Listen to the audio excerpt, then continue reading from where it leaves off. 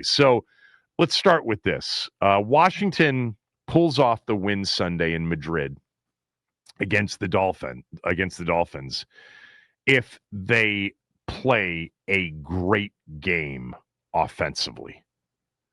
There is no margin for error with the defense that they're putting out on the field. And Miami is much better offensively than they are defensively. Offensively, they've got to be clean. Like they played their cleanest game of the year against Detroit, right? No penalties, no turnovers, no drops, really. The one back shoulder to Robbie Chosen was iffy in terms of catchable. It was a good ball, but it was well defended as well. This has to be a game in which every drive is to win the game. You can't punt in this game more than twice. You can't turn the ball over on offense. You can't have drive-killing penalties on offense. Miami's the easiest defensive team they have faced in weeks. When you compare it to what I just went through, Kansas City, Seattle, and Detroit, it'll be easier up front. It will be slightly easier for receivers. They don't have receivers that are getting open. Clearly, we know that. That's a major problem. It allows defenses to play Washington differently than they play almost any team in the league right now. Steve Suter pointed out that in cover 3, the deep free safety in cover 3 was actually robbing down below the intermediate routes because there was no fear that anybody was going to beat him on a deep post to an empty, middle of the field. So they're playing Washington differently because of their receiver situation, and there's no real threat. There's no real separation threat. We did see it with Burks a little bit last week, but he's not going to play. He's done with finger surgery after last week. Would have been nice to have Burks to see his development the rest of the way. Maybe they did find something with the former first-round pick. He played well last week. It was probably the best receiver performance we've seen in weeks. But Miami isn't what the last 3 teams have been defensively. So Washington's offense has to win the game. We're going to say this every week. We've been saying it. But this is a chance Sunday to possess the football, to run the football, to throw the football. They can do these things against the Miami defense. They have to be better on third down. Third down was a major problem against Detroit because they did some good things offensively. And I think with what they'll put out there, and the best part is you've got a really good, capable backup quarterback who can play as a starter in this system in particular. Mariota's not the concern here on Sunday. The concern is, can they get themselves into situations where they can stay on the field? They have to convert on third downs and stay on the field. It'll be another game. We've talked about this a lot recently where they're going to be a 4-down team, not from their own 19 on 4th and 8, but from their own 29 on 4th and 1, like 2 weeks ago against Seattle when Zach Ertz, false started on a play that was going to be a 15 to 20-yard play. So they're going to be a 4-down team. They hopefully will not be in a lot of 4 downs because they're successful on third down. Offense, third down, 1 and 2 in terms of beating Miami. Number 3 is, let's go to the other side of the ball. Miami's good on offense. They're not great on offense. They're not Detroit. They're not Seattle. They're not, Mahomes and company. They're not even Dallas. But they've got so much team speed, guys. I'm sure you know this. Waddle is a separator, an immediate separator. Devon Achane right now, 4th in the league in rushing. He had 174 yards last week, 174 against the Buffalo Bills on a day in which they just ran over that Bills defense. The Bills defense isn't great. Obviously, it's not Washington. Achane was 22 for 174. He averaged 7.9 yards per carry, had 2 touchdowns. He also had 6 catches for 51 yards. Waddle, 5 catches for 84 yards.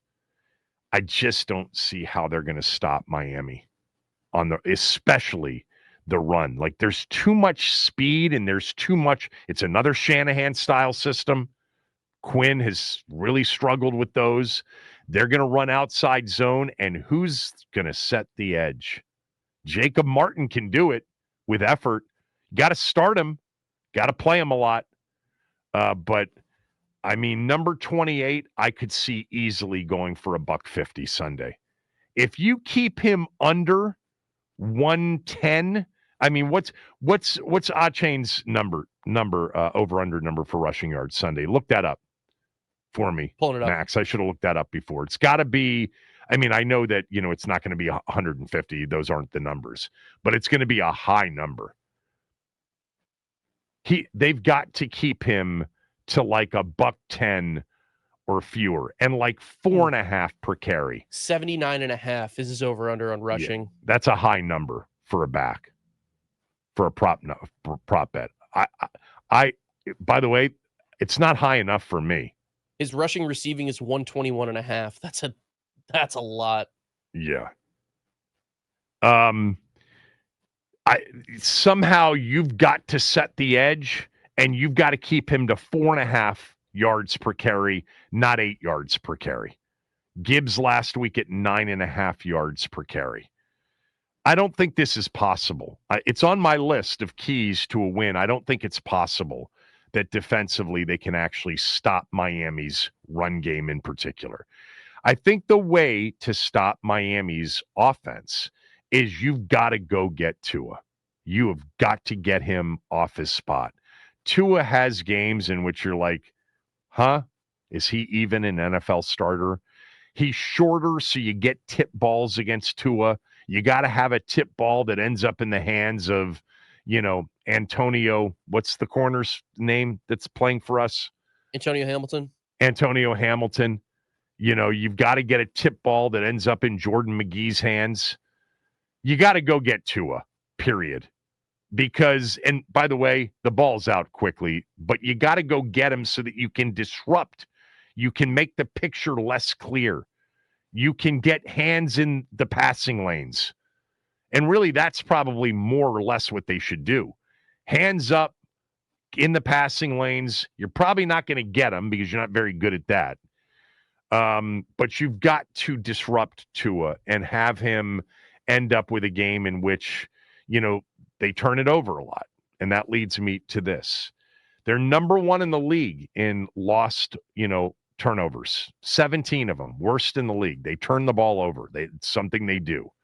You've got to be +2 or better. We're talking about the Dolphins. I understand that. But you got to be +2 on Sunday. It's got to be, and by the way, I don't think you're stepping in front of picks. I don't think you're reading things well.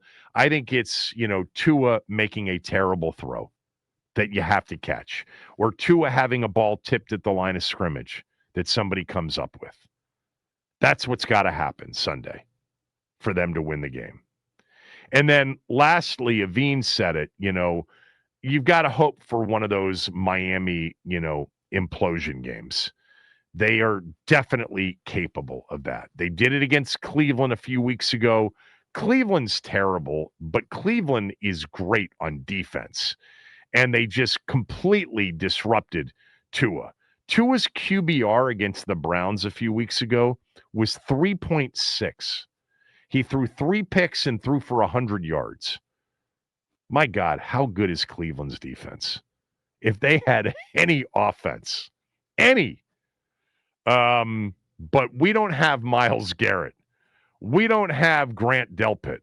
We don't have Denzel Ward. We don't have Mason Graham. We don't have the rookie from UCLA who's playing so well, Schlesinger, the number 49 dude for them.